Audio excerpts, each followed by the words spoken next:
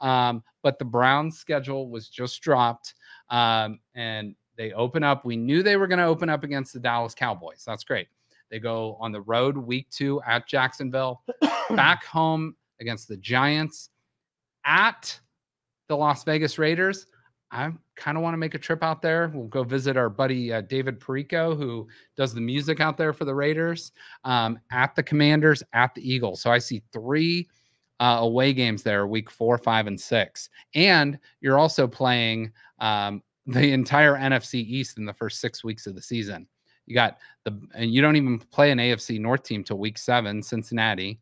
Then you got Baltimore, then the Chargers. So you play 3 road games and 3 home games. Then you're on a bye. So the Browns won't leave Cleveland for a month. That's really nice for them. Then you're at the Saints. Oh, by the way, the bye week right in the middle of the schedule. Love that. That's perfect. Yep. Last year the Browns were pretty banged up early, but it's like, if you're gonna pick where your bye week is, you probably want it in the middle of the season. Just my guess. At New Orleans, that's kind of a cool game there. Then you're back home on Thursday Night Football against the Steelers, at the Broncos Monday Night Football, at the Steelers. So you're playing the Steelers twice in 3 weeks. Then you got Patrick Mahomes, Travis Kelce. Maybe you get Taylor Swift up here in December against the Chiefs. At the Bengals Thursday Night Football. You got the Dolphins at home on Sunday Night Football. So the Browns have 4 primetime games this year.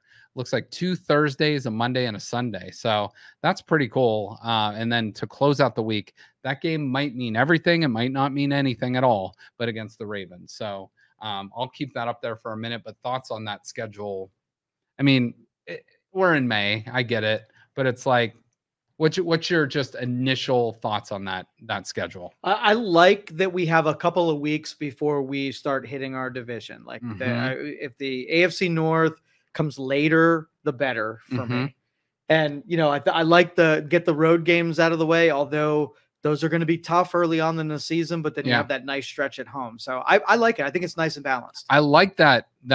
I think the early portion of the schedule is very important to get off to a good start.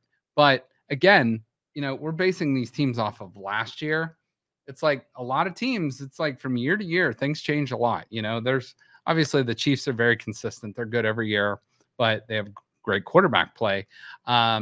Just by looking at that, if I were to say how tough our schedule, I would say we're in the mid pack.